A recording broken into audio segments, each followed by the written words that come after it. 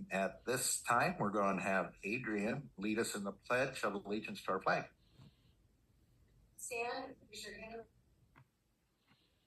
To the flag of the United States of America and to the republic for which it stands, one nation, under God, indivisible, with liberty and justice for all.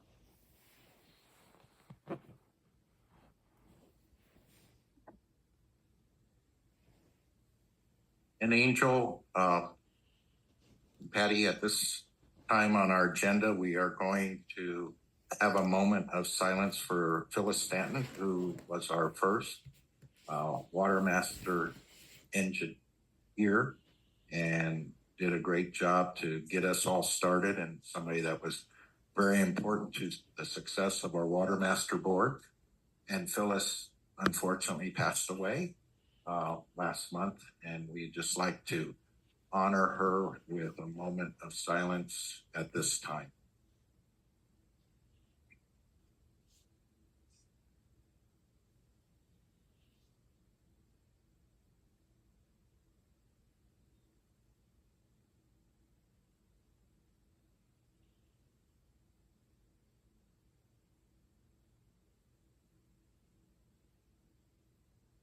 And thank you all. I kind of want to, most of you have read it, but direct your attention to what was at the bottom of there. If you'll bring it back to us, is Phyllis will likely be remembered by friends, family, and professional colleagues, mostly for her boundless energy, enthusiasm, welcoming nature, and glowing smile. And that really encapsulates who Phyllis was, and she will be missed.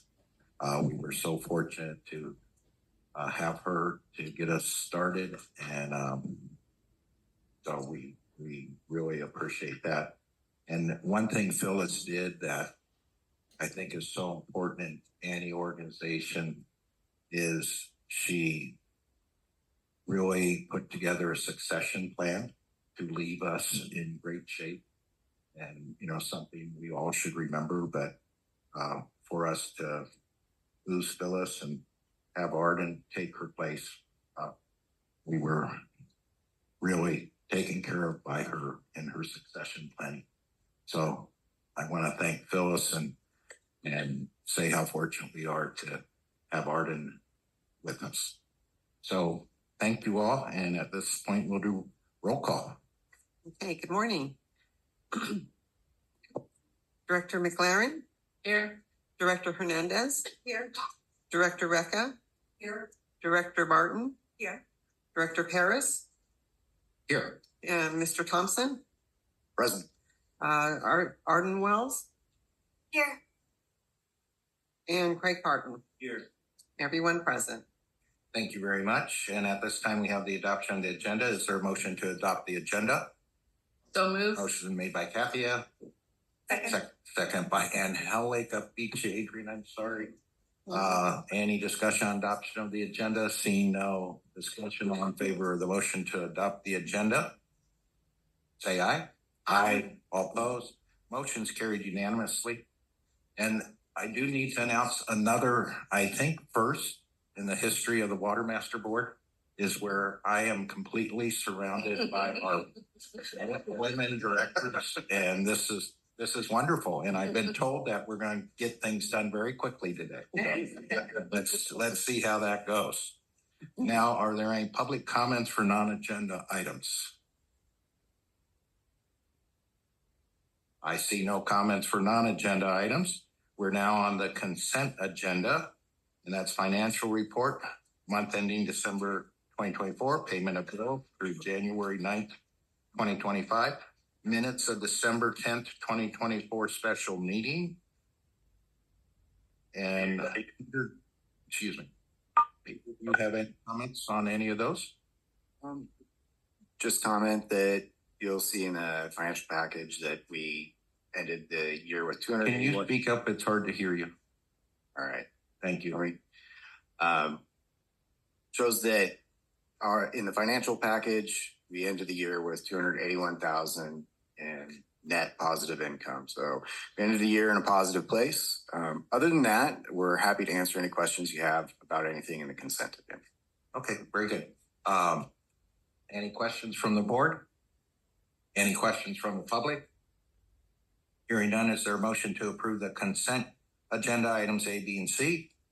Motion to approve. Motion made by Angelica, second by Adrian. Is there any discussion? Hearing no discussion, all in favor of the motion to approve the consent agenda items A, B, and C, say aye. Aye. All opposed. Motion's carried unanimously. We're now on the advisory committee report, and I don't see Dennis. Are you out there, and is there anybody here to give the I advisory? believe it's gonna be Dan. Maybe he's online. Dan, are you online? Yes, sir. Good morning, Chair Paris. Hi. I'm standing in for Dennis today. I'm a half of the presenter that he typically is, so you'll have to bear with me. The advisory committee met several days back. Dennis prepared a summary of the discussion points that were had. We had robust debate on a number of the items, and I think that the board summary adequately captures those things. And if there are any questions that relate to specific items, I'm happy to try to address those. But I do think that the board report has the information in there for you to see what we were discussing. Great, thank you, Dan. Any questions of Dan while we have him online and on mic? No question? Dan, you're free at this moment, but I'll probably refer back to you at some point. That sounds good. I'll keep my ears tuned. Super, thank you very much. Now we're on item 8, public hearing to consider the proposed Antelope Valley Watermaster 2025 application fee schedule. And I believe, Mr. Attorney, we need a motion to go into, to open the public hearing. Is that correct? Motion to open public hearing? Motion made by Kathy, second by Carolina. Is there any discussion? Hearing no discussion, all in favor of the motion to open the public hearing to consider the proposed Antelope Valley Watermaster 2025 application fee schedule, say aye. Aye. All opposed. Motion's carried unanimously. And I believe we start with the top groundwater presentation. Arden? Hi, good morning. So we prepared a table that shows the average spent on applications using our hourly rates in 2024, the maximum for each sort of class of application that was spent, and the adjustments to 2025 rates, what we anticipate the sort of time and materials cost per application would be with the 2025 rates. So I'm going to share my screen to just share that table and walk y'all through it a little bit. Can everybody see it okay? Very small. Arden, can you make it a little bit bigger? Yes. Thank you, Arden. Thank you. Okay, this is visible and clear to read. Yes. Okay, great. So on the second to right column, we have our adjustment to 2025 rates. And on the right column is our recommendation for the fees.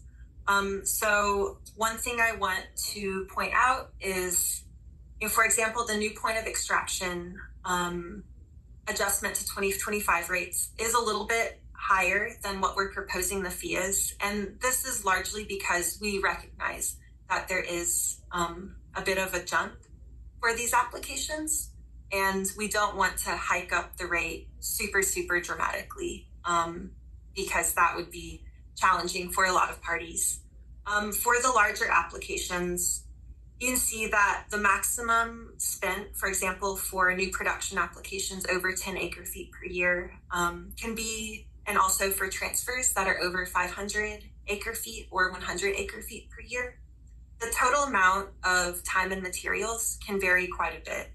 And with the discussion last month, it was recommended that this switches to time and materials so that there's more transparency about how it's being spent, and also recognizing that some of these applications do take a good bit of time, and some of them may take less time than others. And we don't want to have a massive rate hike without transparency. So the adjusted rates are recommended in the revised fee recommendations, and I'm happy to answer any questions.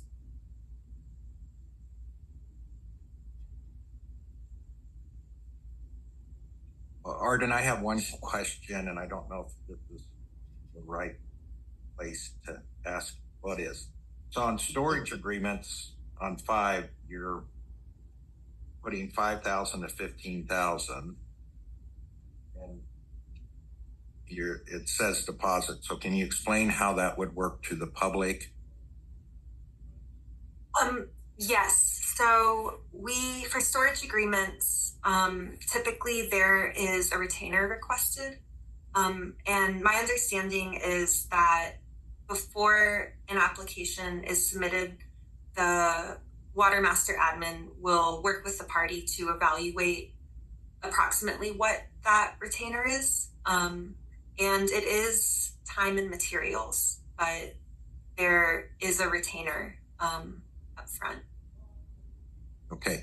And a follow-up question, we're working on regulations for what will eventually be, I would imagine, storage agreements for carryover water, or I don't know what we're going to call them, but obviously we don't want to get into a situation that we're charging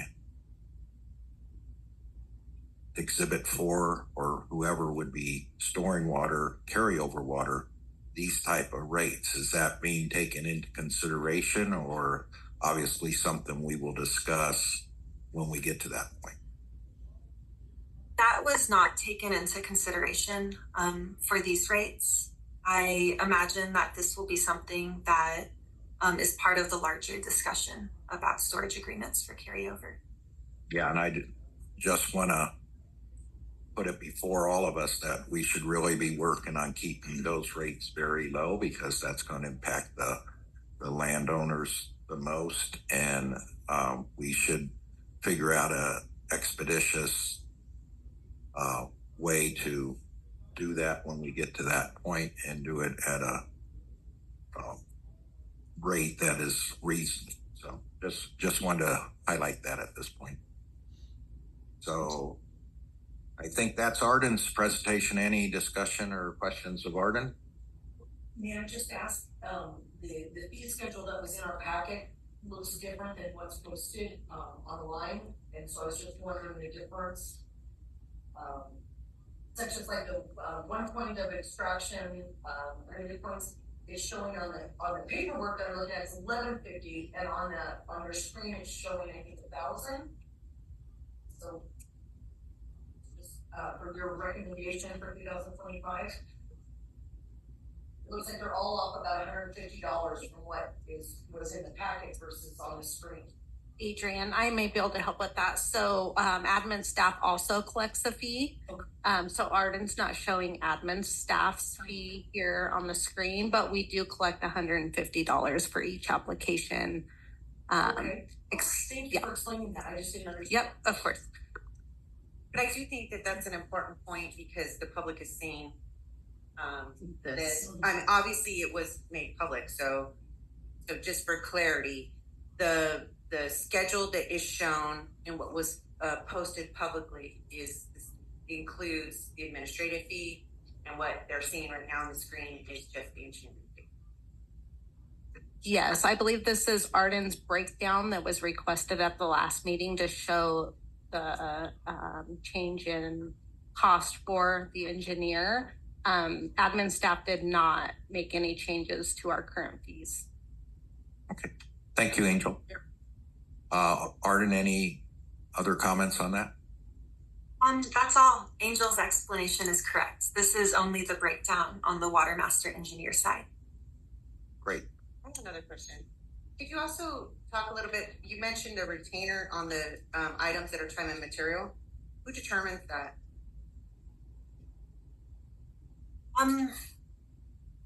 I think I don't actually know exactly how the retainer process works. I think this is a process that involves admin staff quite a bit.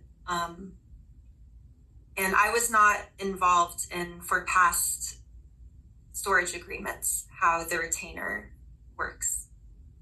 On the past storage agreements that we did. That's Patty speaking. Go ahead. Talk Groundwater gave us a recommendation for the retainer. They did a review on it and then came to us with what they felt would be a.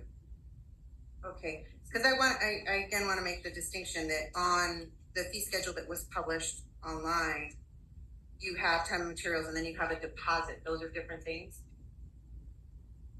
Okay. Yes, I believe so.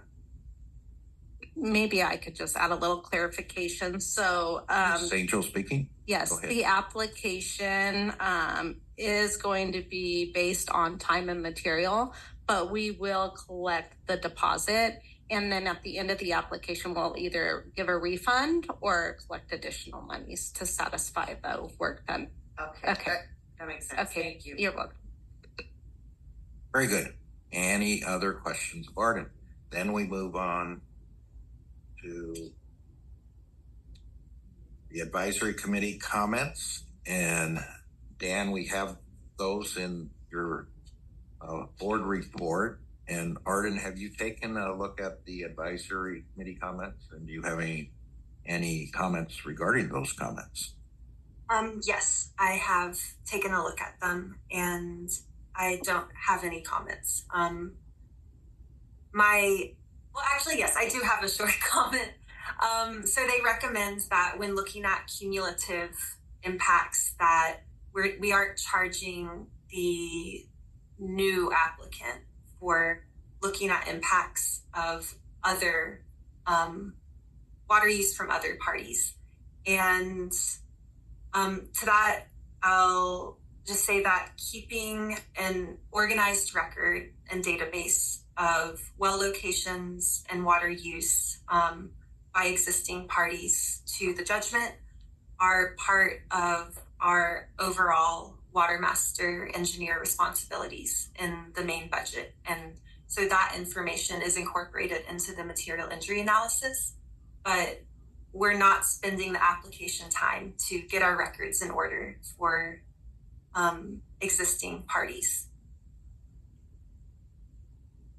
Great, thank you very much. And that brings us to public comments. Any public comments regarding the fee schedule? Any public comments online? Any hands raised? We're good. Brings us to board comments. Any board comments regarding the fee schedule? No board comments. Is there a motion to close the public hearing? So moved. Motion by Kathy. Second by Carolina. Is there any discussion about closing the public hearing?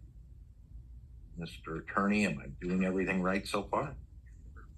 Thank you. I appreciate that. All in favor of closing the public hearing, say aye. Aye. All opposed. Motion's carried unanimously. And that brings us to consideration possible action on resolution number R2501, 2025 AV Watermaster fee schedule. Is there a motion to approve resolution R2501, the 2025 AV Watermaster application fee schedule? So moved. Motion made by Kathy, second by Adrian. Like to, water providers and landowners, it's always nice on something like this. Any further discussion on that motion? Hearing no further discussion, all in favor of the motion to approve resolution R2501, say aye. Aye. All opposed. Motion's carried unanimously. Brings us to item 10, consideration possible action on new production application. And that's going to be the Arden show again. Go ahead, Arden. Hi, good morning again. So the first application that we have for consideration this month is a new production application for Genaro and Belen Jimenez. and this is for domestic use in the Central Antelope sub-area. They're asking for 2 acre-feet per year for a single-family home that includes a small pool and landscaping over about 1/10 of an acre. And Todd Groundwater found the potential for material injury to be negligible for this application. It's a small amount, and there's the commitment to pay a replacement water assessment. And the advisory committee unanimously recommended this application for approval. Are there any questions about this one? Are there any questions? Any questions from the public? Seeing none, is there a motion to approve resolution R2502? I'll motion to approve. Motion made by Adrian. Second. By Kathy. Is there any discussion? Hearing no discussion, all in favor of the motion to approve resolution R2502, say aye. Aye. All opposed. Motion's carried unanimously. Now we're on item B, resolution R2503, the tumbleweed energy. Go ahead, Arden. This is our second application, 2 out of 2 new production applications this month. And this is for 0.15 acre feet per year of use. This is to supply water to an operations and maintenance trailer with a bathroom and a kitchen at an energy storage facility, Tumbleweed Energy.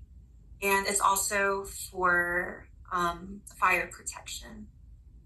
And we reviewed this application because of the very small volume and commitment to pay replacement water assessments. The potential for material injury was found to be negligible. And this was also unanimously recommended for approval by the advisory committee. Are there any questions? Any questions, Arden, from the board, from the public? Hearing none, is there a motion to approve resolution R2503? So moved. Motion made by Carolina, second by Angelica. Is there any discussion? Hearing no discussion, all in favor of the motion say aye. Aye. All opposed. Motion's carried unanimously. Brings us to item 11, consideration possible action on transfer application. And first one is the 50th District Agricultural Association to the City of Lancaster. Arden? Thank you. So this application, I'll just start by saying that the advisory committee unanimously recommended to table it because they had a series of questions. I'll provide a brief overview of the application. And if there's anyone from the advisory committee who would like to summarize the discussion, I invite them to come up. I also could summarize the discussion that is provided in the advisory committee summary. But this is a transfer of 32 acre feet per year of permanent production right and 256 acre feet of carryover water from 50th District Agricultural Association, who's a state of California party, to City of Lancaster. And there's not a specific point of extraction identified for this application, but many of the concerns arise from the transfer of water from a state of California party to another, a party with rights to produce.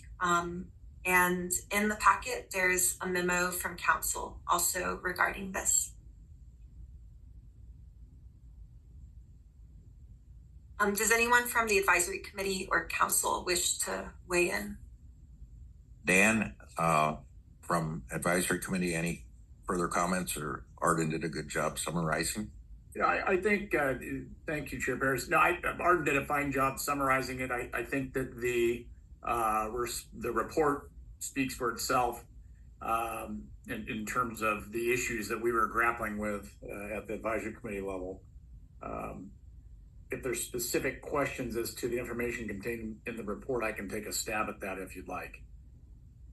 I think we'll wait and see if any specific questions come up. And Craig, would you like to comment? Just make a couple of comments. This has been the subject of at least 2 memos from legal counsel to the board, and it's been both in June and July. Issues were raised first whether this state agency has the power to transfer to a non-state agency entity. And the memo concluded that they do have that power. Next was the question of, does it reduce the state of California's production right?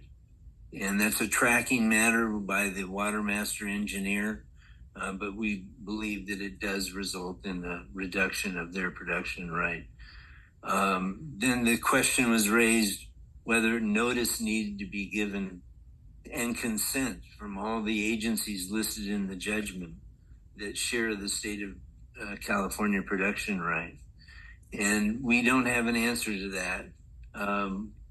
We haven't seen where the other agencies agree to it, but apparently there's been communication with the state of California attorney, who I believe is represented or intends to represent in writing that this agency has fulfilled its duty to give everyone notice of this transfer. So my understanding is that notice issue is being taken care of by a written communication commitment by state of California attorney that the other entities consent to this transfer. So that, just so you know, there is quite a history on this, and I think we've tabled it before. I'm not sure tabling it what we would get in another month of time, but certainly happy to answer any questions or do further research if there's concern about this transfer. And Craig, I know Trelease, the city manager from Lancaster, is here. Trelease, do you have comments on this, or would you like to address? I think the issue that Craig has brought up has the fair and the city been in touch with the attorney representing all the state parties, and would that attorney write a letter that just says all the state parties are aware of it, or he is counsel for the state parties? Are you prepared to discuss that at all, or would you like to come up and say hi? Great. Also, Rob, Stan Powell has a question. Absolutely. Thank you, Trelease. Good morning, Chair morning. Ferris and board. Thanks for giving us the opportunity. I'm here for any questions that you may have on this item. I can give a little clarity or a little more story to what the attorney was just mentioning. We have talked to the state. The state did indicate that a short-term lease, which is why you see this is just a 5-year agreement, would be acceptable to them. Anything beyond that would require governor's approval, because this is really what the city is looking at doing. You guys know we're in the process of building a soccer stadium out at the old baseball field. What that means is we're going to have more practice, more things happening at the Lancaster Soccer Center. Earlier in the year, we already went and purchased 50 acre feet from the sand districts, or transferred 50 acre feet to use and pump there. It is likely we will use this water there now as well, because we can't keep up with the field condition in the state it needs to be in without an adequate supply of water out there. That's just the fact of the matter. And we keep getting all these different groups that are practicing out there stating we need to do it better. The only way we're going to do that is with more water, is what my team is telling me. So that's why we're actively pursuing these different avenues to get more ability to pump over there. So as soon as this transfer happens, you'll likely see us coming with an application to extract this water over at that facility, similar to what we did earlier with the 50 acre feet. Having that said, we were happy going back to the state and getting a letter of clarity from their attorney that spells all this out. We'd be more than happy to do that. Really, so very helpful. While you stay up here, you may be able to clarify some of the questions from the public. Stan, do you have comments? Yes, I did have a comment. Thank you, Chair Paris. In the prior discussions we've had about this particular application, one of the wrinkles we talked about was the state of California water rights have a unique provision in them that they apparently receive some of their water supply through District 40, AVEC, or Rosamond Community Services District. And there's a provision in here that if those agencies are no longer able to provide water at a reasonable cost, then the state of California can meet a certain amount of their demands up to a specified acre foot number by pumping from the groundwater without having to pay replacement water assessments. And I know that this was discussed, I believe, in the June meetings. I don't think we resolved how the Watermaster is going to treat that. I think there were several options discussed. One option would be the 787 acre foot number where they can possibly do this pumping gets reduced on an acre foot per acre foot basis for what they transfer away. That's one approach. Another approach, I think, was if any one of these state entities transfers all their water right away, and there's an issue with the water supply from the providers, perhaps by transferring all the water away, they've given up that provision of the judgment. And I don't think this issue was resolved, and I think that's one of the concerns the advisory committee had, was to understand what the Watermaster's position is on that. And just for record, that language is in section 5.1.5.3 of the judgment. So thank you, Chair Paris. Thank you, Stan. Appreciate those comments. And Arden, well, first of all, Trelease has told us this is a 5-year lease, and it doesn't appear that that's how our papers are reading. I'm looking at the resolution right now.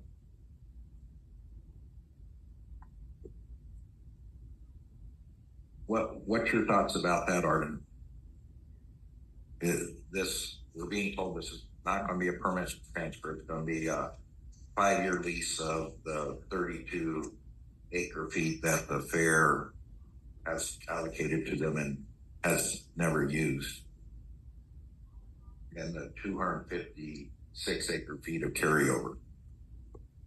So this current application does not have a specific point of extraction identified, so there wasn't a material injury analysis that was conducted for it. If there is an application that includes the 5-year lease and the point of extraction, then that would be factored into it. That's true. What I heard from Trelease is that once this was finalized, the city anticipates coming back to us with exactly that information. Is that correct? Correct, which was similar to what we did with the 50 acre feet. So we would have another opportunity to consider at that time. Correct. Yes.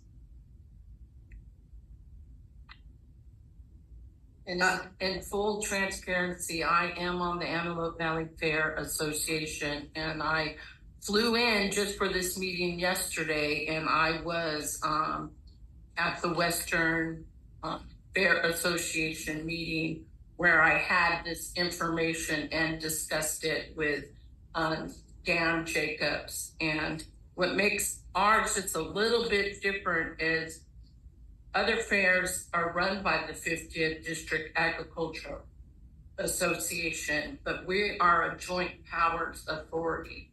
So it's different in that sense, but I had everyone from the top brass there, and they feel very comfortable with what we're doing with this. And it's very encouraging because what we're trying to do is, if the fair's not using that water, we're trying to let the community have other areas of use, soccer fields and different things, so they can utilize that for our community without asking or taking from another area. So I feel really good about what we're doing, and then also the fact that at the point of time they would come back, we would know where the point of extraction is.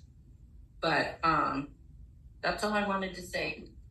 Well, Kathy's being fully transparent. I need to be too. I am a member of the JPA that Kathy has referred to, and also the chairman of the Friends of the Fair. And I've known about this transfer, and I agree with Kathy that it has gone through the entire JPA of the fair.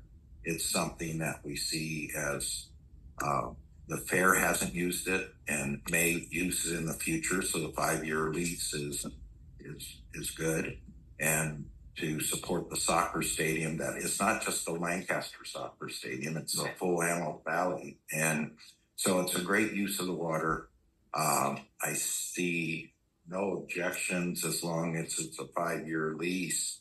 And the only thing I can see in the resolution R2504, and Craig, I'll make sure you do it again if it does get approved, is that we would have to change Exhibit A on page 97 to a 5-year lease rather than a permanent supply. But otherwise, I don't see. They've also marked that on their application, though, that it's a permanent. So I think we need to clarify that off their application also. So if we, and Trelise, you're here, and that's great. If we approve this as a, and I did talk to Dan Jacobs yesterday, who was the manager of the fair, and he confirmed with me it was going to be a 5-year lease. So Trelise, if we changed Exhibit A, and I don't know how the discussion's going to go, but would the city be okay by changing Exhibit A to say a 5-year lease? And then having, if it does get approved today, with the understanding that the city or fair will provide us a letter from the state attorney saying that all state agencies are agreeing to this or have no objections to it. Would that be possible? Both are perfectly acceptable to the city. Yes. Okay. We'll get the letter, and 5 years is what we're going for. Okay. Yes. And then Arden, you heard Stan's comments about deducting this water from the state. Is that going to be a problem for you from the state allocation? I think that's probably in my category there to comment on. Yeah. One suggestion is we put this over for 1 month just to get the resolution squared away, hopefully get the letter from the state of California on the notice issue, and have it. I don't think there's any particular rush in the applicant. There's no point of extraction on the application. And that way we can get this all, and I can comment on the 787, whether the reduction comes from that or not. I think that's a great idea. And Trelise, I don't know when you want to start using this water, but you would also have to do the request for point of extraction. So if we could put this on a parallel course, I wanted to see. We're open to that. Yeah, that will work for us too. Everybody good with that? Yes. And if you get a letter from the state of California in a month, it's a miracle. No, hopefully you can do that with. I think it's a miracle that they do talk to them and have gotten this far. So. One more item. Will we have a material injury study as well? Probably not by the next meeting. Once we have the point of extraction.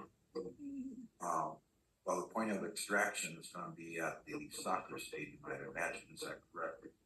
Release. That is our intent right now, yes. But wasn't that the impediment for not having a material injury report? Wasn't that the impediment for not having a material injury study? We did not submit an application for an extraction point yet because we didn't want to put the cart before the horse. We wanted to make sure we could get the water transferred. Then we would go through the exercise of doing the point of extraction application. That is the common, often done process. So I'm just trying to come up with the ability. I don't know when you're going to water, when you want to start pumping it and using it for the soccer field. I'm just trying to think of a way expedite all this. We were shooting for summer, so So we're okay. Yeah. Okay. So I guess at this point, we would table this with the understanding that we put it on the agenda for our next meeting. You will have a question answered. Hopefully, we can have a letter from the state attorney with this huge resolution for the 5-year lease, and go forward answer the question that Stan really thought about this on our part. So, Elise, I really appreciate you being here, and hopefully this consent done by next month and get this signed. Okay, thank you. So is there a motion to table item 11A or 2504 to our next meeting? Seconded by Second. Kathy.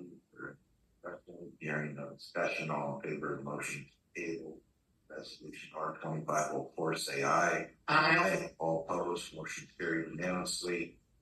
Brings us to resolution R2505, Main Family Trust, both materials and public.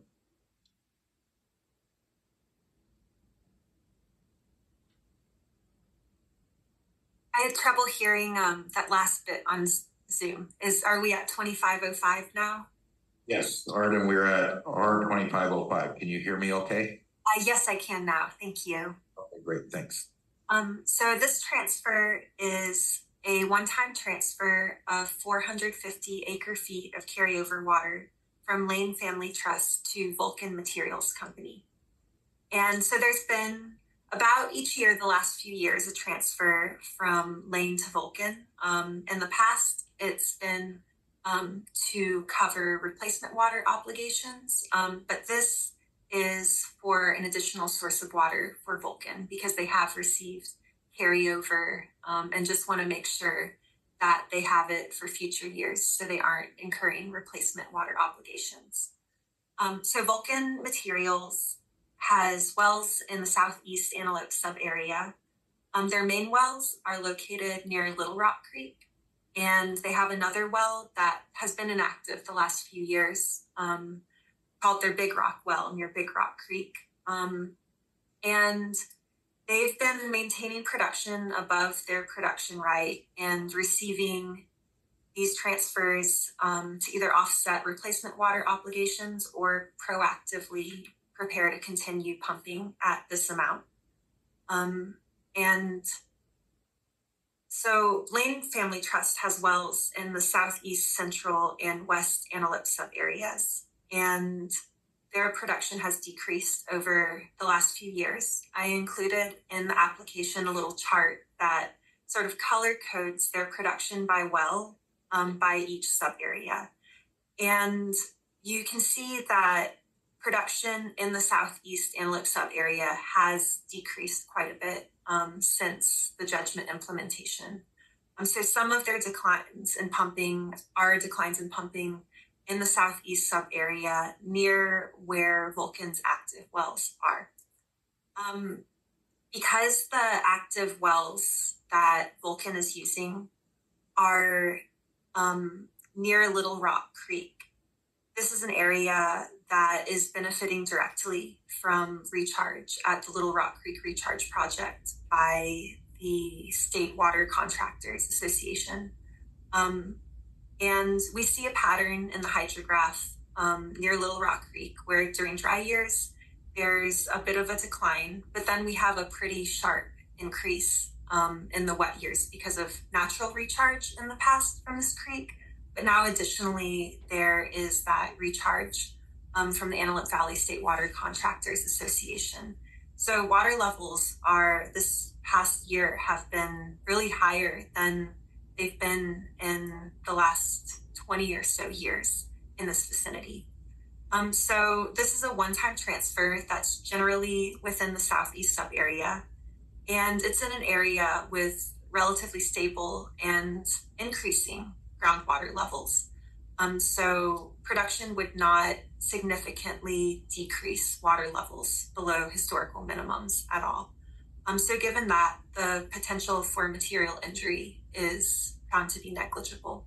and the advisory committee recommended this application for approval unanimously. Are there any questions? Any questions from the board? Any questions from the public? If not, is there a motion to approve resolution R2505? So moved. Motion made by Kathy, second by Angelica. Is there any discussion?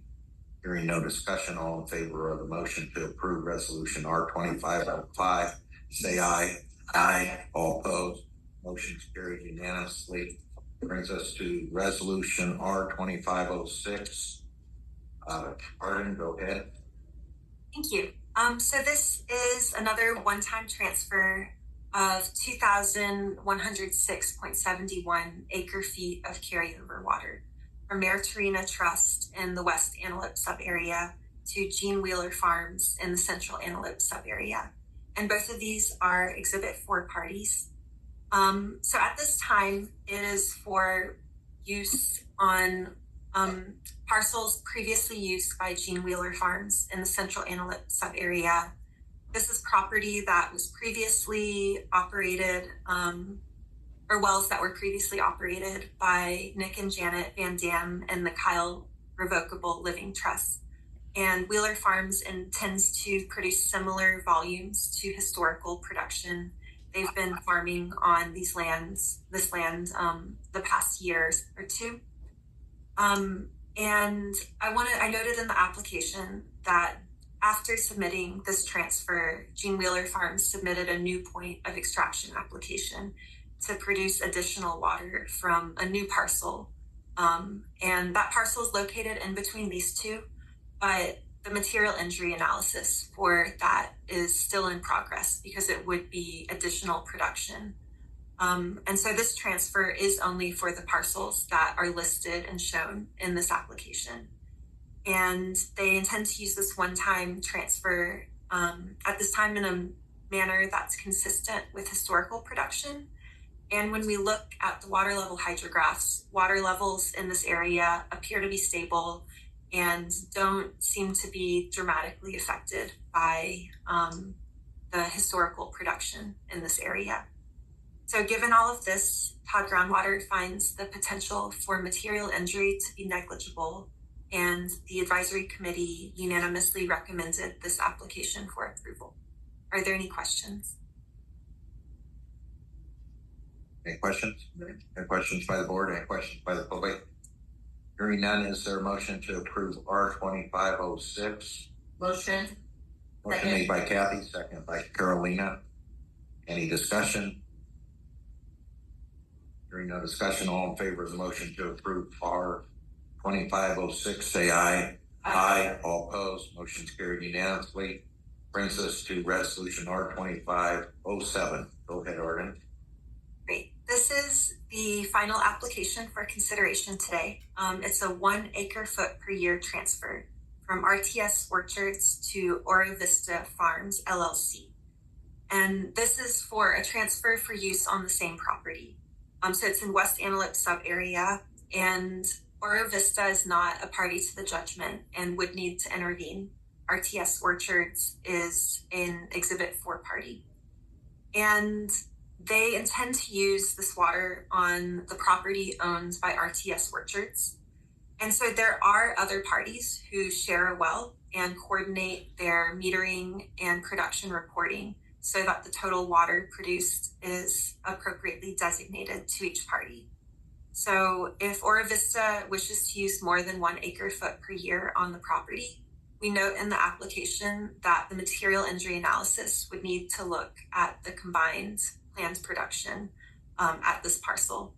So we need to take into account if RTS Orchards is going to decrease their production, or if it's an overall greater volume of production from the same well.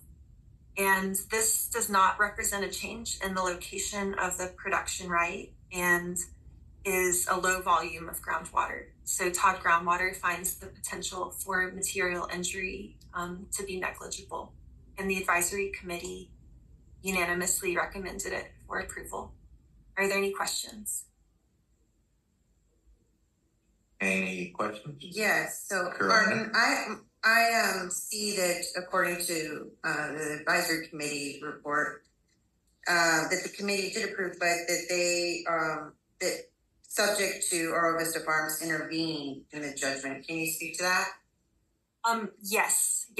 I should have clarified that in my description. In the letter, we do say this is subject to them intervening to become a party in the judgment. Thanks for clarifying that.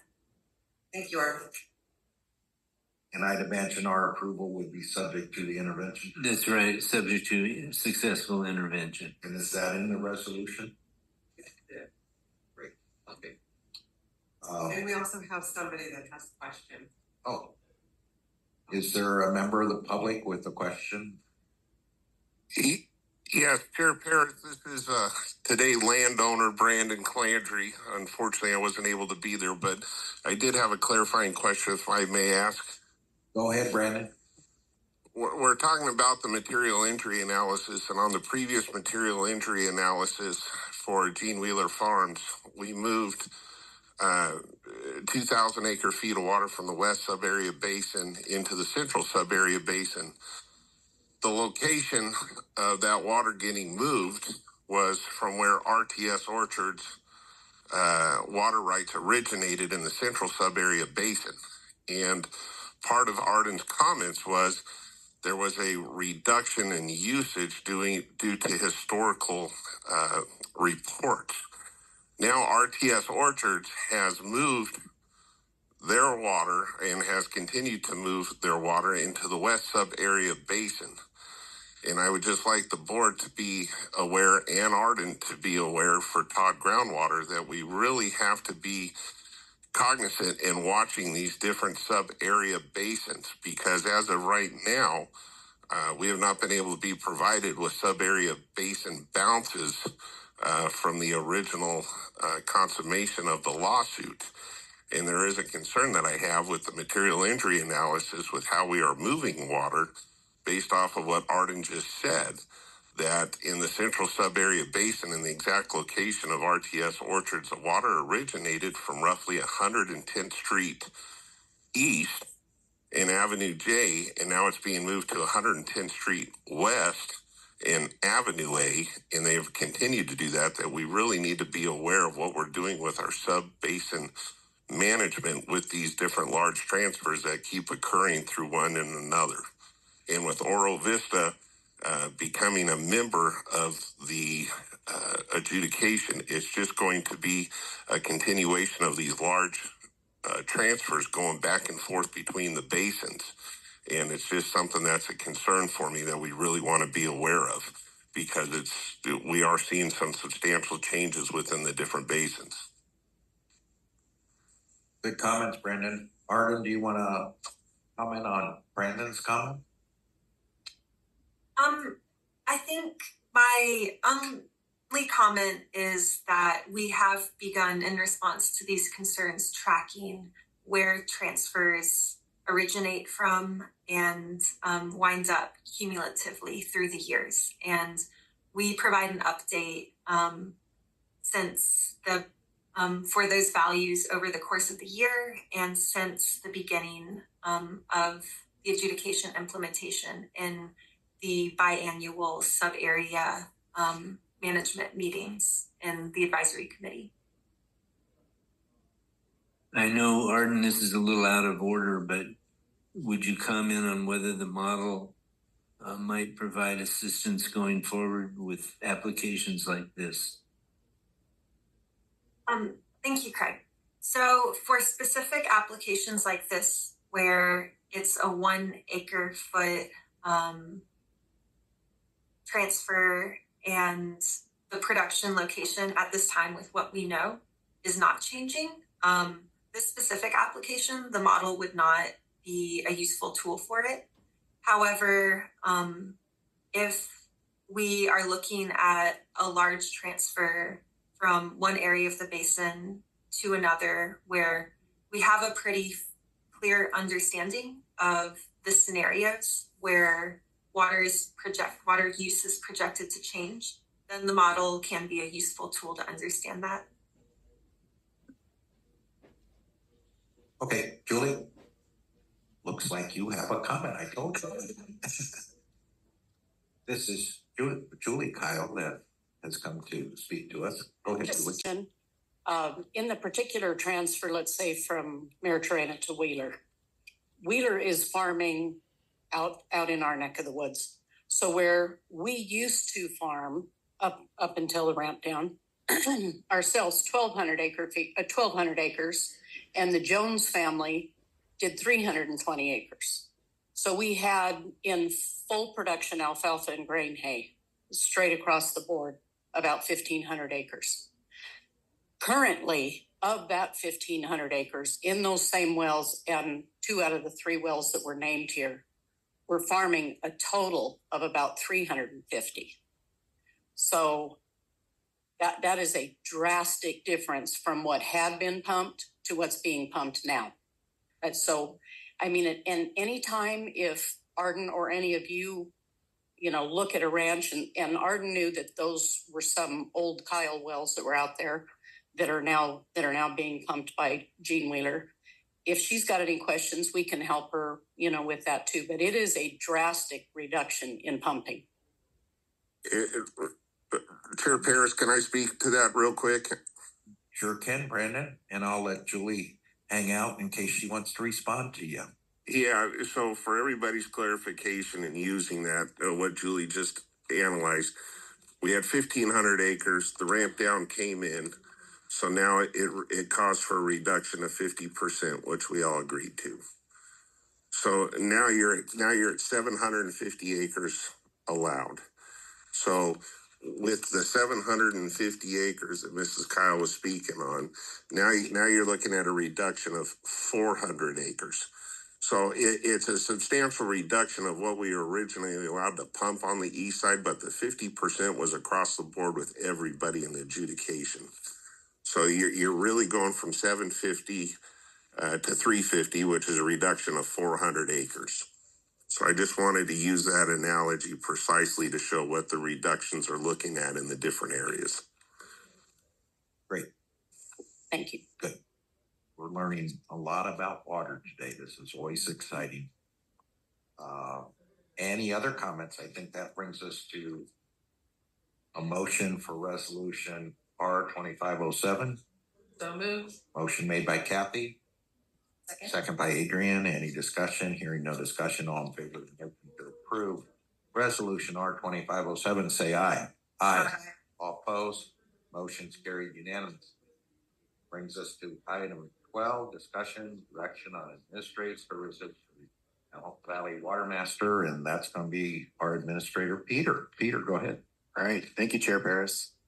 So at the December 10th meeting, there is a request that we bring back the discussion of administrative services to the full board. So I've prepared a memo, and you'll find that on 168 of your agenda packet. It includes a play-by-play of how we got to where we're at right now to this discussion today, starting with the interim appointment of AVEC as the interim administrator, and then up to the December 10th meeting. So that's there for you. Holly, can you advance the slide? The other thing we wanted to do was put together a platform to kick off that discussion. So we've put some options, potential options, certainly not the full suite of all possible options, but just some food for thought. So the default option, if no decisions are made on how to proceed with administration, the default option is that AVEC will continue to serve as administrator under the existing MOU until direction is given. Board could also potentially reconsider both the proposals from Provost and Pritchard and RGS if that was something they wished to do.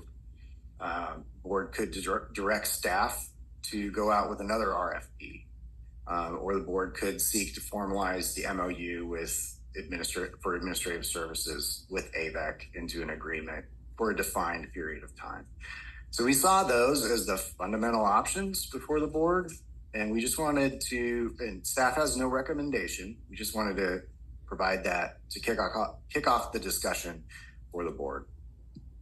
Thank you. This is Angelica. May I make a comment? Oh, yes, please. Perfect. So I think at this point, if we send out an RFP, I mean, if we go back, when we sent out that RFQ, request for quality qualifications, we only had 2 respond. So it's very unlikely we will get any response at this point due to the way things turned out. So I would like to recommend the following to the board. And it's for the sake of transparency and fairness. I would like to see the following before taking any action on this matter, and that would be to have AVEC submit a formal proposal to the Watermaster Board. And when I say formal proposal, that would be where we can see the estimated percentage of time that each individual spends on each activity with tasks and proposed hourly rates. So that way we actually have an estimated total fee for the year and a not to exceed. I think that would provide very good information and it would be making it fair for everyone. So once the board has that RFP and we can review it publicly, then we can proceed to work on negotiating a contract with AVEC, not to be more or less than 2 years. And the reason I'm proposing this is that above all, transparency, fairness, and at least to have some sense of methodology into how we contract the Watermaster administrator. Thank you. Further comments? I do. I have some comments. Okay, Caroline. So I don't necessarily disagree with the proposal that was just made by a member, but I would like to hear from council regarding whether that would be possible. My understanding is, and please correct me, Craig, if I'm wrong, is that we do have an existing MOU with the Watermaster. Can you speak to again and to what that includes in terms of if there is a max value that can be paid? Again, we're being transparent with the public here. Yeah. And what the existing MOU says, and what are if that MOU, for example, could be terminated at any time by either party. Can you share that? Yeah, I'd have to look at the details of it. I know it's a general MOU, understanding of services to be provided. I believe there's an equal termination clause on both sides. So you have those standard provisions. And the length, I don't know that we had a term. I think it was month to month, essentially, is how we're operating. And Peter, can you clarify some of that? That's my understanding, is that there's equal opportunity for exiting the MOU, and we're basically charging our time and materials monthly to the Watermaster.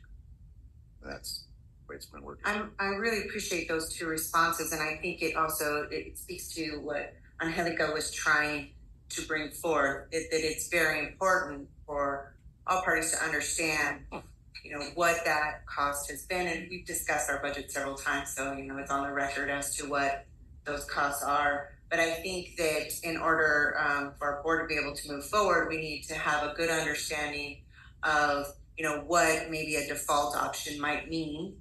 And I think Angelica, you put forth an idea, at least a proposal for a term if we were to go forward. Now, my question maybe for council is that what was proposed by Angelica, I think we went through a process already, so would we be able to request what was proposed by Angelica regarding a proposal directly from AVEC outside of a full RFQ? Yeah, I think we need to go through the RFQ process again. Okay. I think we have to start at the beginning. Okay, that's very helpful. I mean, that's my reaction to it. I'd want to make sure that that's the case, and we can't deal directly with AVEC as the immediate fallback. We we did an RFQ process and we got the 2 applicants that we got. We took the vote, the board took the vote in closed session that reported as reported. And question is whether we can go directly to AVEC with an MOU over a certain term or need to open up the process again. My reaction is we open up the process again. Formalize it. Yeah. So that's very helpful, Craig. Yeah. Thank you. Craig, I had a question, and I think you answered it. I just want to make sure the public hears it. So one of the recommendations where the board seeks to formalize the MOU for interim administrative services with AVEC into an agreement for a defined period of time. Our AVEC board discussed all these options. That was preferred option by the AVEC board, that we have a defined period of time on this agreement. I think that would be helpful for AVEC in budgeting and personnel issues, and would be helpful for this board because obviously AVEC took this over because we had the administrator resign and there were no other options. And then we've had a lot of public comment, advisory committee comment, board comments, and we find ourselves here.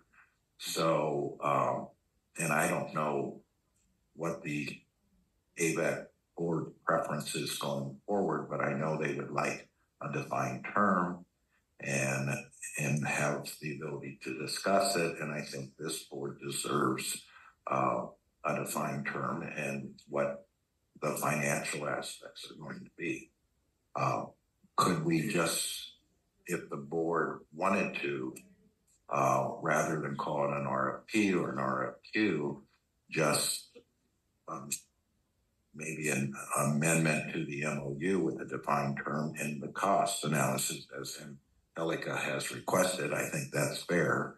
Would we be able to do something like that? That I'm a little uncomfortable with, frankly. I feel like we need to go through the RFQ process. The MOU is a month to month right now. Okay. So it covers AVEC working for us as administrator until we get something permanent. So your recommendation is? Well, we're not voting on anything right now. Right. There's nothing before us. AVEC remains as interim administrator. We continue to abide by the terms of the MOU with them. And then we need to address this issue. Do we put out a new proposal, request for qualifications from the public? Do we ask the 2 that have been already selected to do an amended proposal? Those are options that we need to discuss.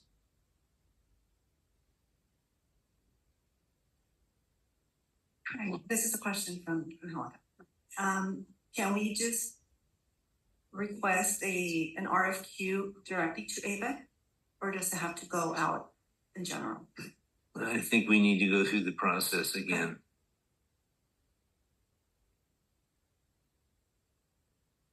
Yeah, I don't see any shortcut to doing that. And doesn't seem to be harm in that we have an interim agreement now that we're operating with AVEC on. We have time. We have presumably time unless they withdraw from the agreement, or we do. I think that's a good point, Craig. But I think that our board would like to act expeditiously. We've discussed this for over a year. We went through a rigorous process. And so I think maybe for consideration, we would, for discussion right now, perhaps we could consider what we would agendize and what we would want. And I am grateful that we have an existing MOU with AVEC, who has been very supportive of the Watermaster in our time of need. But I do agree with Angelica that it's very important to have parity, transparency, and for us to be able to consider these things and having, gone out with an RQ and had these two agencies provide, I am also concerned that going directly to another RQ process may not be successful. But I also recognize that ABIC came in to help the Watermaster, and that we also need to put a definitive timeline on seeking their support, and then also be transparent for the public as to what that support is costing the Watermaster. So perhaps, I don't know, Craig, if it would be appropriate. What I'm hearing from you is that we really shouldn't amend an existing MOU at this time. Perhaps we should consider more what we want to do in terms of a broader action, whether that be staying with the existing MOU with some period of time, or perhaps going directly to RFQ. Those are the options that I see. Okay. Okay, so I think we have the options before us. So clarify for me what the option is, continuing with the current MOU, and I think Carolina had said, and formalize the term, or just continue with it as it is. I mean, I think our administrator has been very transparent in our budgeting process to show how we're being billed, and the costs have gone down significantly, and all that has been given to the public. But I do believe AVEX would like to have a clarification of terms. Is that something that could be done within the current MOU? And I don't even know if AVEC, I know we have Matt here today, who's the GM of AVEC. Is that something that AVEC would be interested in, or would you can you comment on that now, or would you prefer not to?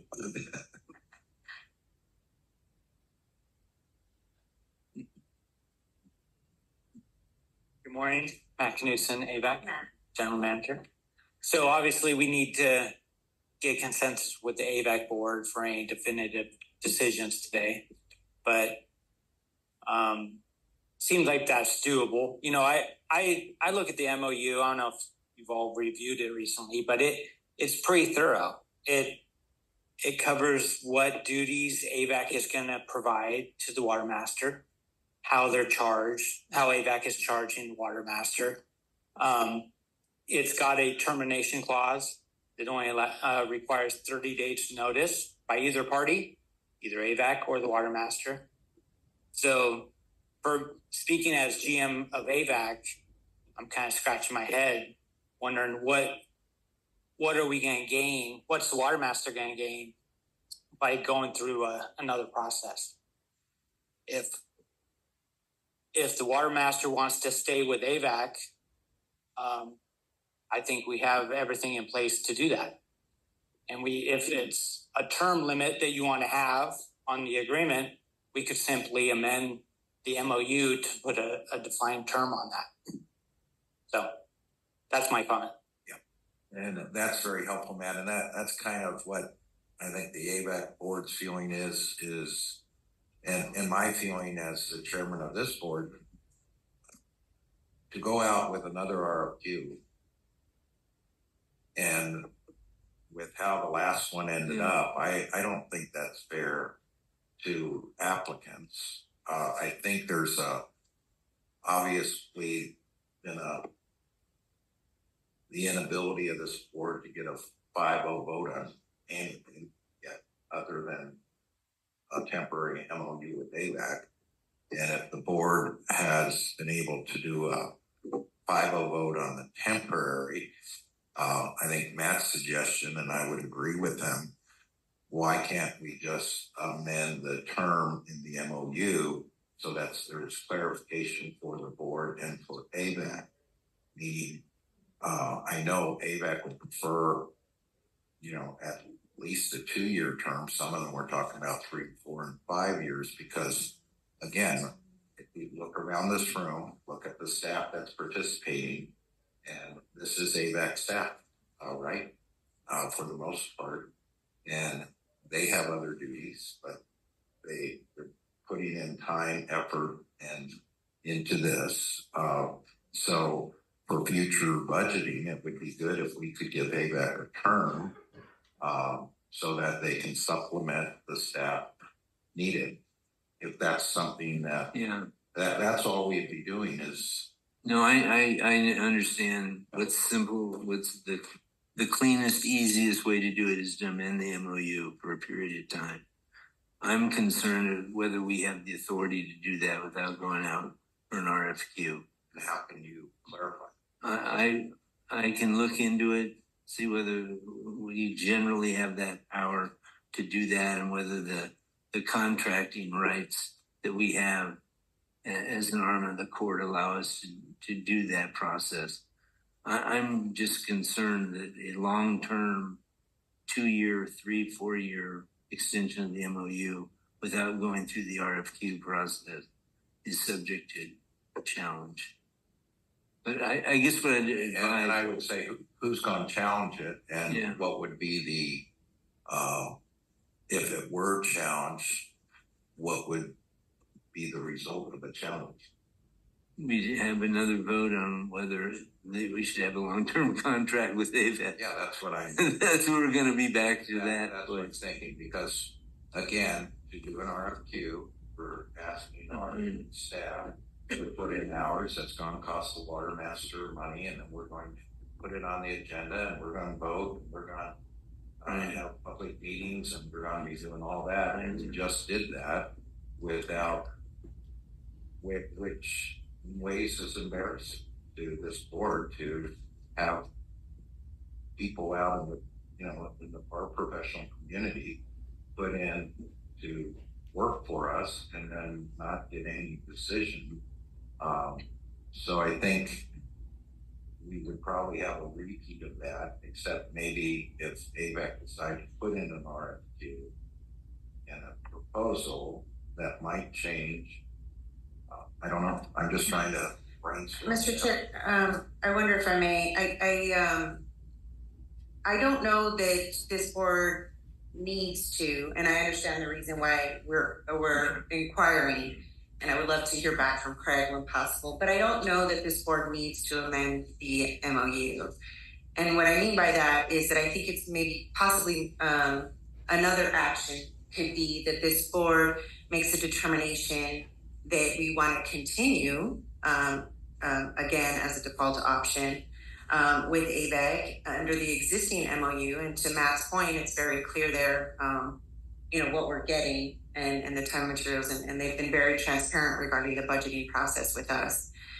However, maybe a point that we maybe need to consider is when would this board like to go out with another formal RFQ, at which point all parties, right? All parties could then, including AVAC, if they so chose, would be able to put forth a proposal.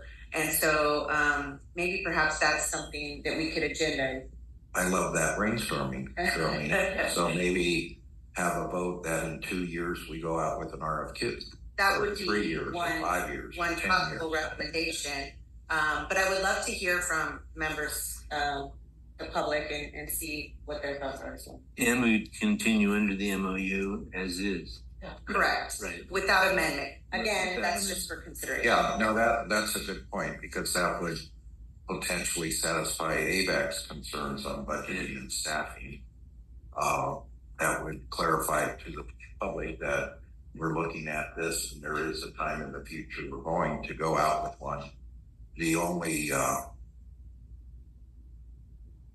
it seems like a creative solution. The only problem for our board, if there was a change in the AVAC board during that period of time and they voted not to do it, now we're stuck with no administrator. So it'd be nice to, and I don't assume that could happen, but that. So I think that's why I was inquiring, Mr. Chair, about the term of the MOU, and I think what I heard from Matt was that it's at least 30 days. And I believe that perhaps we could appeal if AVAC so chose to no longer want to be a part of the MOU, that we would appeal them to give us the time to go out with her. Which I can't imagine that wouldn't happen, but Matt, your thoughts? I like Commissioner or Board Member Hernandez idea, but one thing to for the board to also consider is you're looking at it from Watermaster's point of view. You got to consider AVAC's point of view a little bit too, because as Chair Paris said, we're pulling AVAC staff away from other duties to fulfill Watermaster tasks. As GM, it would be nice to have a defined period, so we're not constantly in this limbo of going out with an RFP, not going out with an RFP, not, and gives us some certainty so I can manage the staff to make sure that we cover AVAC and the Watermaster task. Can you speak to that, Matt? Can you speak to what a comfortable time and, well said as the GM that, you would need, our board to consider in terms of some minimum, in terms of continuance of the MOU? I would say on the low end, at least 2 years. 3 to 5 would be great to have some certainty so that we could staff and train appropriately to make sure we're covering the task as the Watermaster needs. So, is that helpful? It is. Thank you. Thank you. Listen, Helga. Go ahead. And the reason I was requesting to start the process is because that's what the Watermaster has done for its administrator. We have a process that we follow, and in this case, we are making an exception, and we are skipping the whole process to contract and to continue with an administrator. And I think that does not look right. And I know that Chairman talked about an embarrassment. Well, we already have rejected 2 requests for proposal, and we went through double interviews. So I think if the embarrassment has happened, that's why I think if we do throw out an RFQ, we know we will have only one response, and that would be AVAC. But at least we are going through the whole process as we should. And I think, Craig, you understand what I'm talking about. Transparency. We did it with the others. We need to do it again and just stick to the process. That's what I've been saying. Basically. And I don't see anything wrong with this. Right. It certainly checks all the boxes for doing this the traditional way. And the downside is we don't have any long-term commitment to AVAC. But we have month-to-month contract. I mean, they've agreed to operate during the interim period. I think we're covered on that during the time we do the RFQ. So you heard Carolina's recommendation that we agendize this and come up with a term of when we will go out with an RFQ. What's your thoughts about that? Well, I think we can discuss that. We need to get a time frame to go out with the RFQ ASAP. I mean, if you agendize this for how long? No, I know. I'm just brainstorming. I don't know what the answer is, but could this board? Well, they can do anything. I just agree. Could they make a motion to go out with an RFQ in 2 years? I think that's too long. Well, and we might not be able to get 5 votes, but could we do that? I guess you could do that. I don't know that there's a lot of benefit to doing that. I know there's some other public that would like to speak. Yeah, of course. So maybe let them speak, because that might spur something else for us to brainstorm. Yeah, good discussion. Okay. Keith, would you like to speak? You sense that, huh?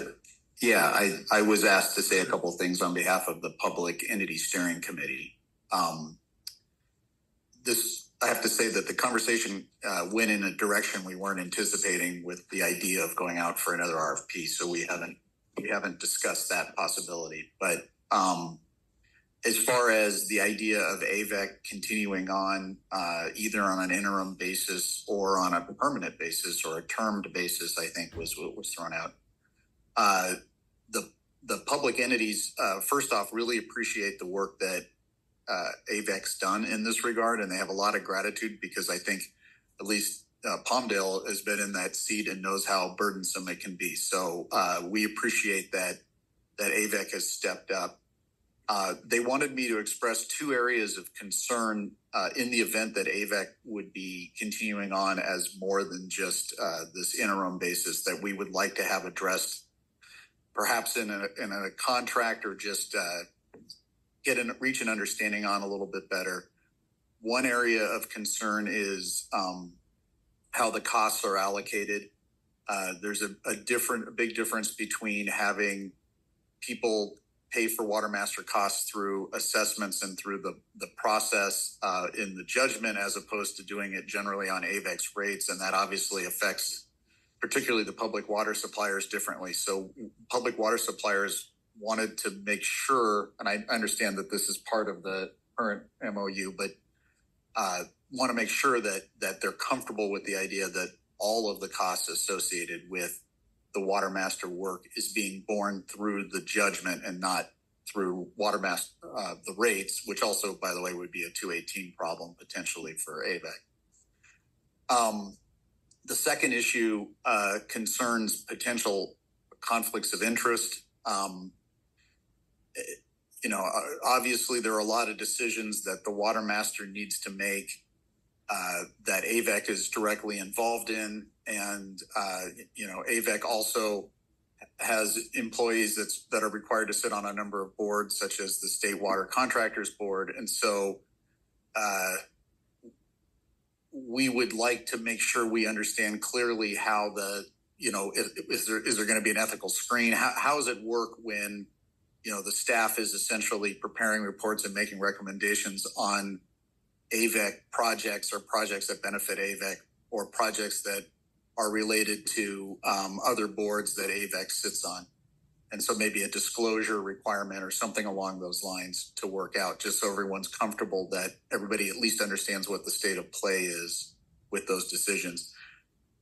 We talked about a little bit broader, obviously, as a Watermaster board in general, this is a creature of the judgment. So we all came together, all of the parties sitting up there represent entities that are interested financially, obviously, in the water. That's how you ended up in the lawsuit. So, there's a little bit of a broader concept here than just the narrower kind of public entity conflicts. We just want to make sure we understand that there's disclosure so that everybody understands when they're making a decision where the interests are.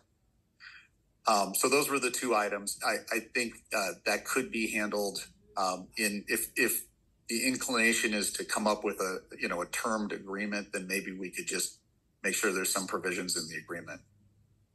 Those are my comments. Great. Thanks, Steve. Appreciate it. Hi, Julie. Come on up.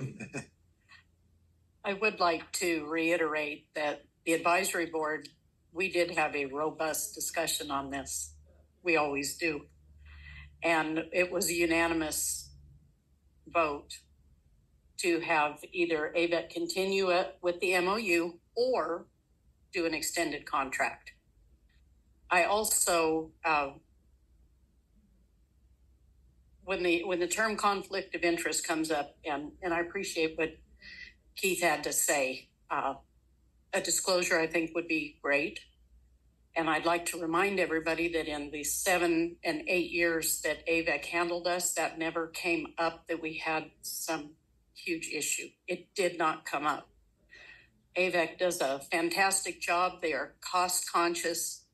There are local representatives to handle the administration. It's important to us. It's important to the small people because we have a dog in the fight. And there are many that don't. It doesn't cost them a dime. It costs us a lot of dimes. That's all I had to say. Thank you, Julie. Just one comment. The vote was 6 yes, 3 no's. Yeah, that vote was a little squishy because they had an alternate and a party vote. But it was not you. Well, 6-3 is not a no vote. It's but not unanimous. Okay. But I understand. Excuse me for the terminology, but yeah, there was a little issue even with counting the votes, but the majority of the advisory board did not have a stomach to go back out with an RFQ.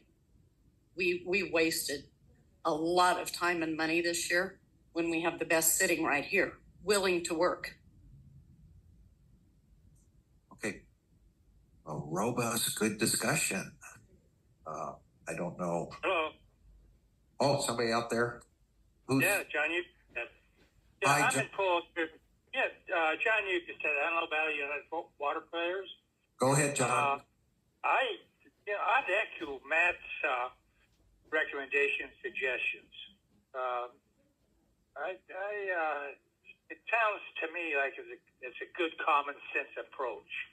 Okay, so for whatever that's worth, I am supportive of the suggestions that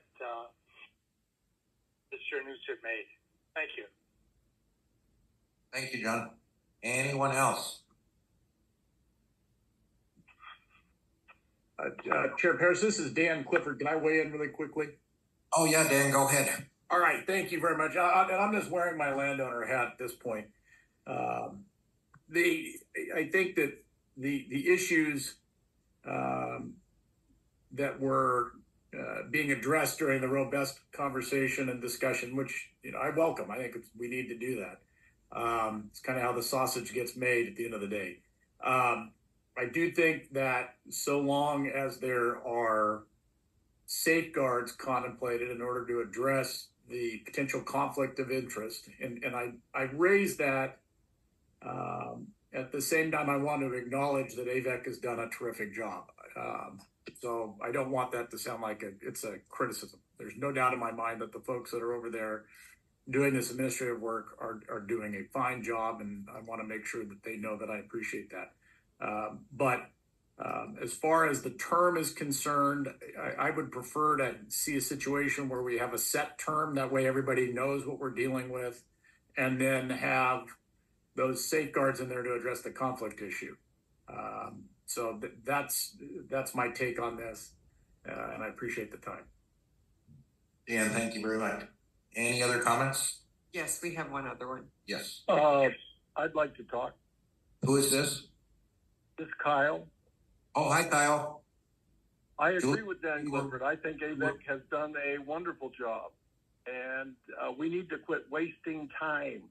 They've done the job for 8 years. They're the best. They're local. They went through the rules and regs.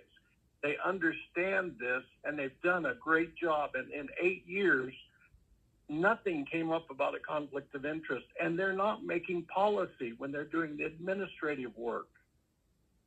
So let's get it done. Galen, thank you very much. I appreciate that. Oh,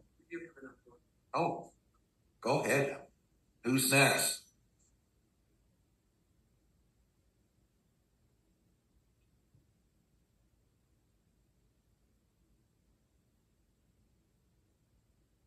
The person. Hi, this is Jeff Siebert. No, thank you, Jeff. That's you. Thank you. Jeff, go ahead. Yes, I agree with Galen, Kyle, and my personal opinion is we should give AVEC a 5-year contract so we as landowners know where we're at and where we're going. And I think they've done a wonderful job so far. That's my comment. Thank you. Thank you, Jeff. Anyone else?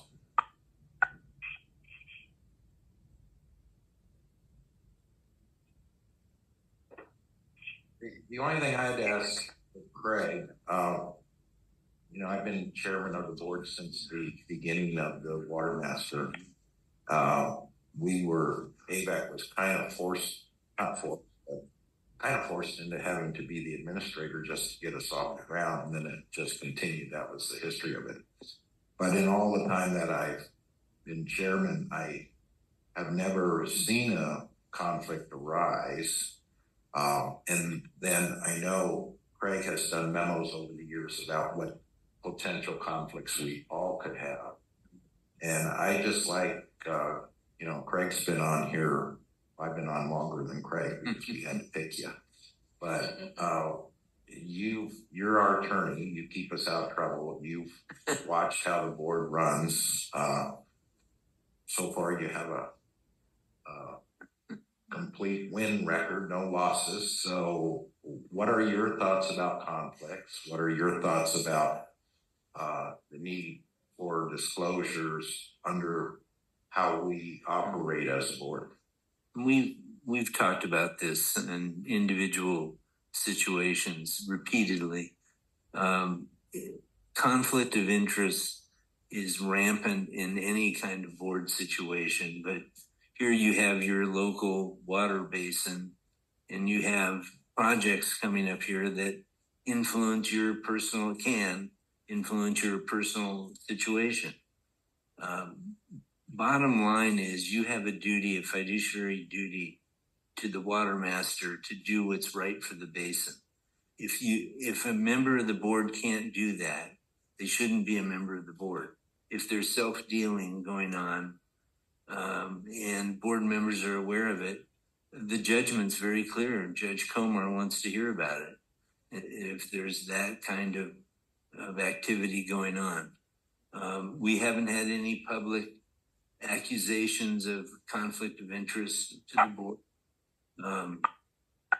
I think those are a different set of questions than what do we do going forward with AVEC. And I'd personally like a month to get thinking through the steps for this board so that we do it the right way. I understand we don't want to go through the RFQ process again, but we've just done it. So there's some efficiency in doing it. And I think it's likely that the only applicant will be AVEC. And then we've gone through the public process again. AVEC has been selected and we can enter into that kind of long-term contract. My sense is that doing a long-term contract without going through the RFQ process is just not the best way for the board to proceed. Okay. Good comments. I think we've had a good discussion on this. Any other discussion by anyone? And then what is your recommendation for our next agenda item, Craig? That we agendize the process for selecting the next administrator of the Watermaster. And you'll bring back recommendation of process of doing that in the timeline and a potential vote that the board can engage in next month. Okay, thank you.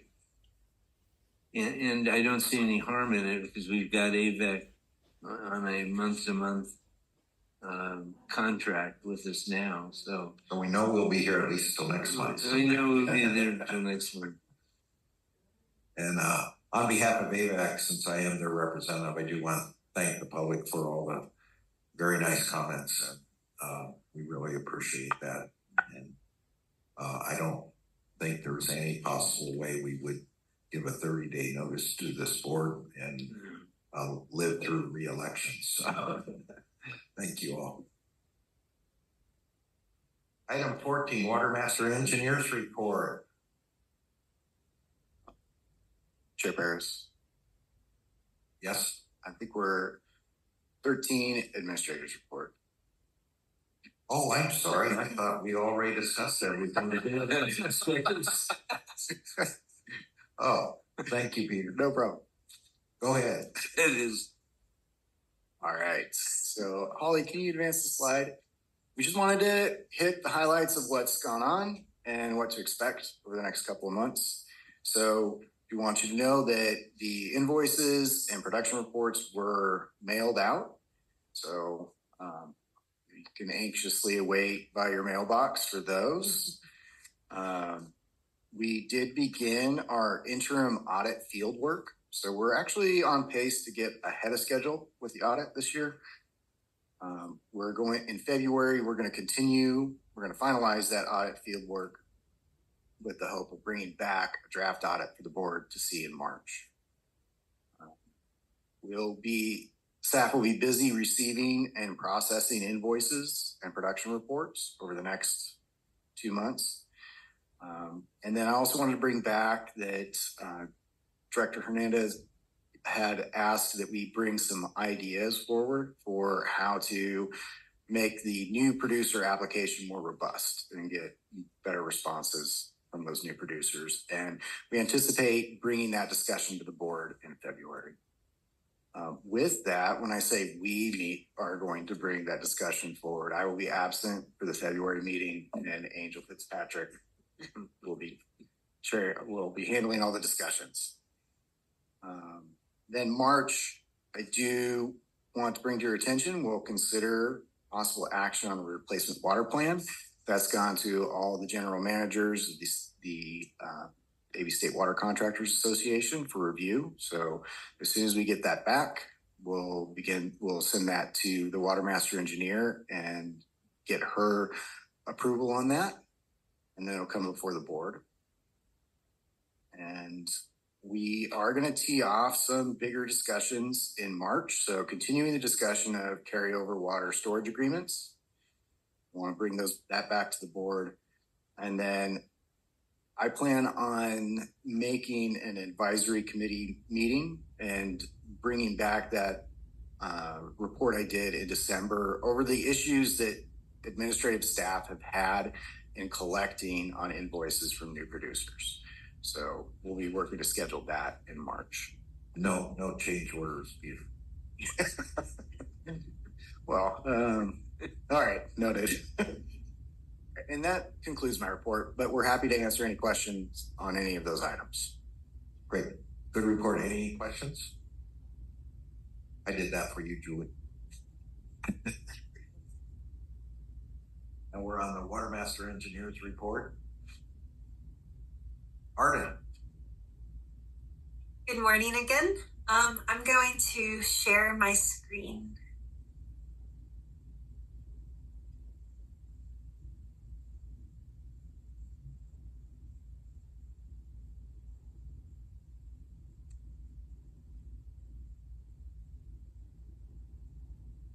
All right, can y'all see everything okay? Yes, we can. Okay, fantastic. So our first item for the Watermaster Engineer Report is an update on our summary of new production and qualified small pumper volumes. And note that there has been a 215 acre foot per year decrease in the total volume of approved new production. And that is because there was a temporary new production application for use in 2023 and 2024. And our way of accounting for it is at the end of 2024, that 2015 acre feet per year was removed from the total count. Are there any questions regarding this? Any questions? Nope. All right, on to the next item. Items B and C in the agenda are regarding the revised model use and sharing protocols. So there were some parties who expressed concern about our memorandum regarding suggestions for model use and sharing. And we spoke with council about this and made some revisions to our memo about this that are in the packet. The main change is previously we had recommended a requirement that parties who wish to receive the model from the Watermaster meet with the Watermaster engineer to understand the limitations of the model and receive suggestions for use.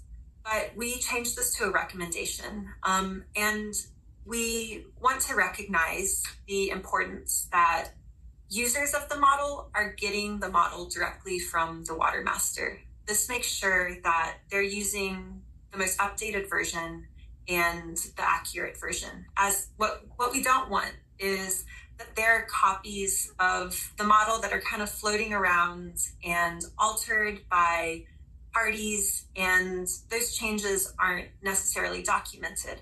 And so parties wanting to understand potential impacts of projects or understand the basin may be using a model that misrepresents it. So getting it directly from the Watermaster is encouraged. And I want to invite Craig to share any comments regarding his thoughts on this and also the memorandum provided by council. Yeah, the memo from council is at page 179, and I just direct you to the last paragraph of that. We worked with the engineer to recognize the concerns that the model be available to the public without restriction. But knowing that if you're going to challenge the material injury analysis of the engineer is not bound, obviously, in any way by your use of the model for purposes of an application or any other process. So as the last sentence says, parties are strongly encouraged to obtain models directly from the Watermaster. Arden just said that.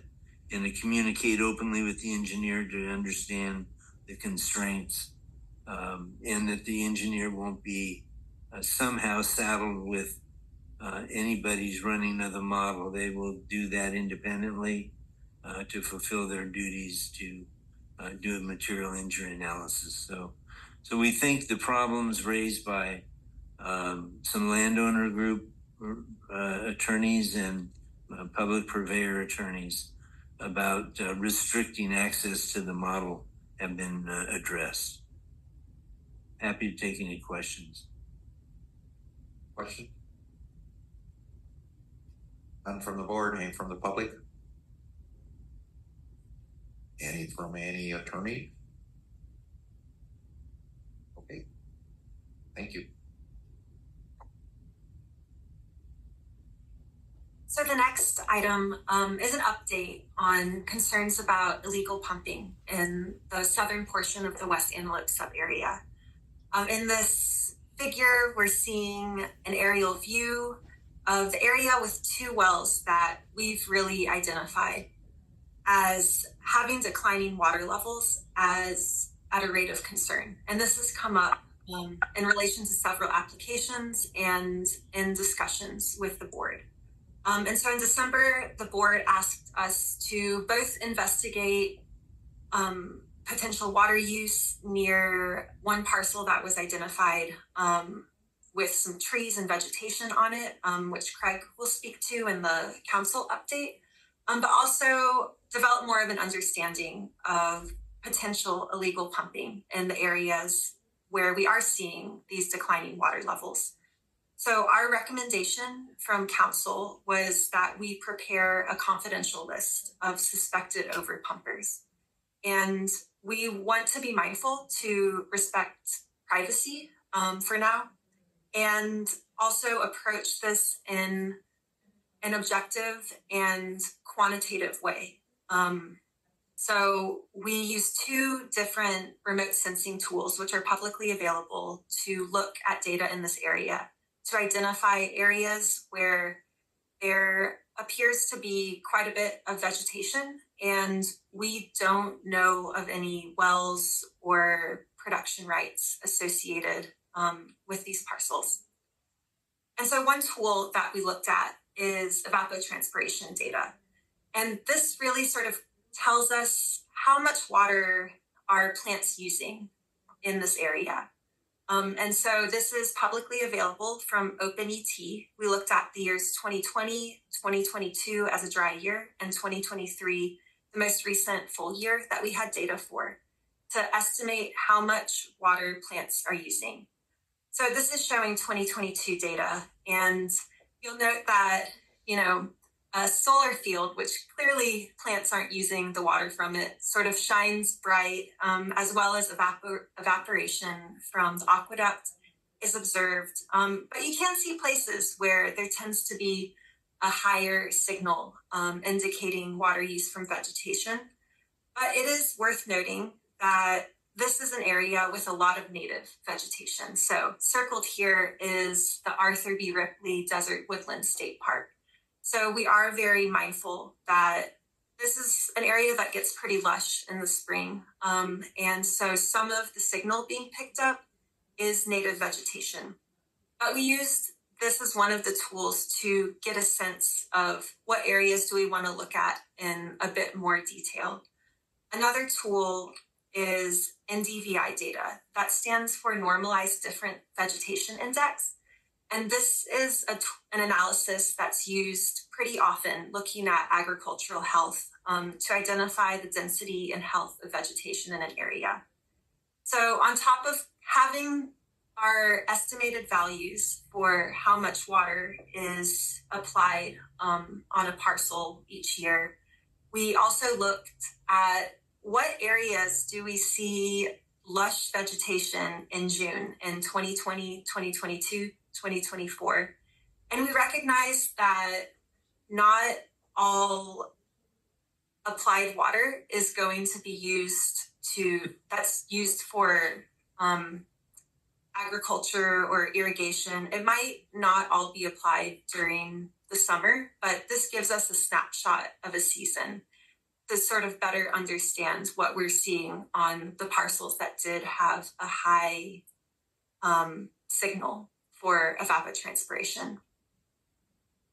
And so, council recommended that we prepare a confidential list for them. And some of the parties on the list, we can't confirm that their water is coming from groundwater being pumped from a well that we don't know about or beyond a production right. We still need to verify that parties aren't receiving imported water. We can't verify if there's a party that is using a lot of water but exporting or trucking the water using remote sensing. There's also issues that could be change in parcel numbers that result in a mismatch between our data of party locations and the parcel numbers that we're looking at in this analysis. But for the potential areas of concern, we looked at them a little bit more closely, and we did identify 40 parcels that we believe are likely using water for irrigation or agriculture, and there's not a reported well in the vicinity that is providing that volume of water. Of this, 7 of the parcels had a small pumping right associated with it, and were observed to be using more than 3 acre-feet per year.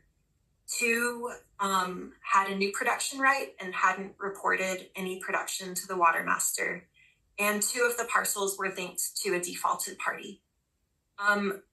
We also have a list of additional parcels that we observed a lot of a higher applied water volume, but we're a little bit less certain about it. And our estimate of the total volume of illegal pumping is between about 1,000 acre-feet per year and 1,500 acre-feet per year. Those are the high and low of the 3 years that we looked at for this. So are there any questions on this topic?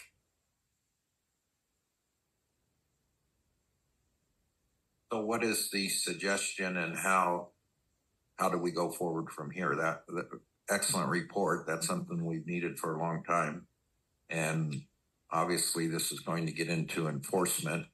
So I think the original goal was the concern that there's overpumping going on, and it sometimes is so minor, slightly incremental that it's not worth the enforcement effort to do it. We found that sending the message is important that we're going to enforce, and we need to first get an idea of what the universe is of people that we have a reasonable belief are pumping in excess of their production right under the judgment and not paying replacement water assessments.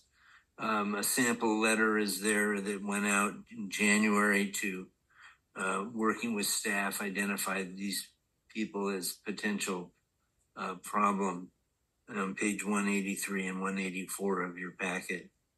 So I think it's renewing an effort that we've done at times repeatedly. Staff has been instrumental in identifying the people, giving the names to council, a letter going, inviting the communication. I think that is critical. Some people don't realize what they're doing. They're not metered. They need to get metered. They need to do production reports, and they need to know that we will follow up and we will enforce those requirements. So that's the process here that we're talking about. And I'm not sure that staff's had, and I think they have. Angel, you might speak to that, communications with this couple. Yes. So we sent the enforcement letter to the Perkins, and I received a call shortly after from Ernestina, and she explained that they're an elderly couple in their 70s and that they did have a peach farm on their property prior to 2008, but it burned in a fire. They also have existing olive trees on their property that they haven't watered in quite some time. They're either dead or dying, but they don't have the means to remove them at this time. So she said the only water they use is for cooking, doing laundry, and that's about it. Information like that makes me think there isn't a lot, other than verifying it, there isn't a lot more we are going to want to do to enforce as to a couple like that. But if it generates that kind of communication with the staff, that's the first step. And then if there's no communication, resistance to complying with our metering and production record keeping, we move to the next step. I just had a little something else. When I sent that response, Arden agreed that she also believed that's what had taken place on that property. So she did agree with what I was told.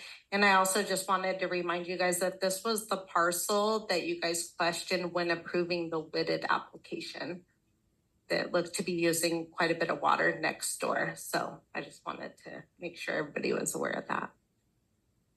And I'll just add a few more details of the response that I sent to Angel and to Craig regarding Ms. Perkins' response, which is that olive trees are very drought resilient and can stick around for a long time, even when getting less water than they need. And also the location of the olive trees on their property are along a dry creek, which means that they could be getting intermittent shallow groundwater during the rainy season because they're right on the foothills.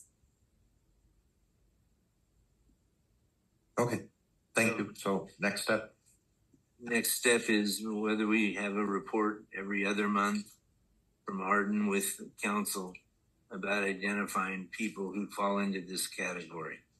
I just think having follow up with you all reminds us that it's critical to keep the enforcement priority at the top of everyone's mind. Yeah, no, I think that is going to be real helpful, and then start focusing on what we find from Arden's report and going forward with enforcement on the ones who are the largest ones first, kind of like what we've done in the past.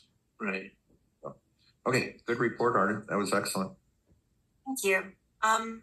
So the last item that we have for the Watermaster engineer update is we were inspired by Peter's calendar and wanted to provide a sort of bird's eye view of at least the first portion of the year for sort of the Watermaster annual schedule, because it is the beginning of the year. So each month we have our regular activities, which are primarily addressing Watermaster board requests, supporting admin and council, including with items like the replacement water assessments, providing our Watermaster engineer updates, and working on application.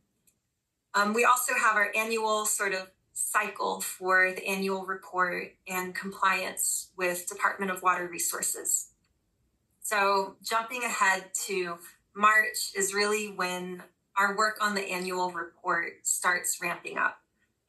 We'll send out our data requests towards the end of March to the agencies who provide us water level and water quality data for the report. And also in March, we communicate with DWR about SIGMA reporting, and we fulfill our SIGMA requirement, the Watermaster does, by submitting the annual report in August, but we need to have a little bit of communication just so they're reminded that we're in compliance and the report is in process. In April, we attend the advisory committee for the sub-area management meetings. And we also are working closely with admin staff to make sure that we provide the data needed to get the variable administrative assessments prepared. Jumping to June, May is busy head down working on the annual report, and we aim to get the revised annual report posted publicly the first draft of the annual report posted publicly by June 15th. This year, we have begun our process of developing our metering reporting app. This is where parties can take a photo of their totalizer out in the field and just on their phone, essentially fill out a survey to complete their reporting duties each month or each quarter. And so we are hoping that by the end of June, our goal is to have a demo for trial parties to test out. So prior to that, we'll be working to make sure, we're working now to make sure that our data structure is in order and we're digitizing and incorporating the data that's coming in from the fourth quarter production reports. And we aim to identify some parties who are a little bit proactive and could try it out before we release it to everyone to give us some feedback on the operations, how easy it is to use, to make sure that it can run smoothly. And then as kind of the end of the annual report cycle, it's due to DWR on August 1st. So we'll have our public hearing for the final draft of the annual report in the July meeting, and then submit the report to DWR before August 1st. So that summarizes and the year through July and wraps up our Watermaster engineer update. Are there any questions? No questions. Just wanted to say, Arden, thank you for the reporting on the app. I think that should be very helpful, and thank you for briefing us on that. And love for you to keep us up to date in future meetings. Thank you. Thank you. Very good. Thank you, Arden. Good report. Brings us to our attorney's report. Can you do as well? We've covered everything other than the 5 matters in closed session. So I'm going to make it quick and short. Okay. Your report, public report's done? It's done. Okay. Is there a motion to go into closed session? Moved by Kathy, second by Adrian. Any discussion? Hearing no discussion, all in favor of the motion to go in closed sessions, say aye. Aye. All opposed, motion's carried. We will be in closed session at 12:10. 12:10.